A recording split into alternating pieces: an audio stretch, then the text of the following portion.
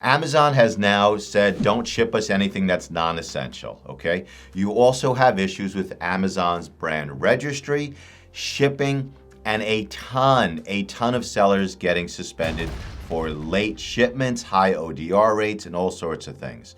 So I want to talk to you a bit today about a whole bunch of different topics that really become intertwined that you need to know about. Amazon is aware of tremendous shipping problems, and it's not just drop shippers. It is shipping across the United States and around the world. Shipments are coming in late. So what do you want to do? You want to change your shipping details. You may also want to take some listings just out of your account, put them on vacation mode and stop. But even though Amazon is painfully aware that shipping is a problem, and they're still suspending sellers' accounts for late shipments when they know it is an absolute problem that Amazon retail is facing. So that's number one. When it comes to your Amazon brand registry, you also need to be super careful. What are you going to switch to merchant fulfilled? What are you going to continue to send into Amazon if they are essential items? And changing your arrival dates, how long it's going to take.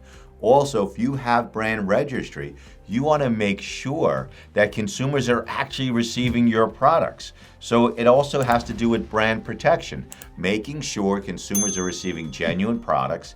And if it's a private label brand, you want to make sure that you're putting something into your brand, something into your warranty that other sellers cannot deliver.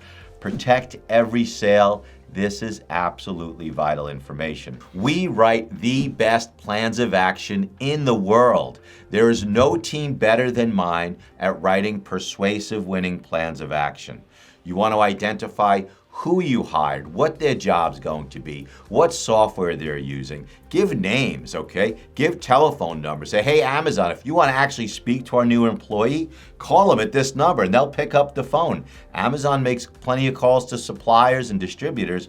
Maybe they'll even call your staff.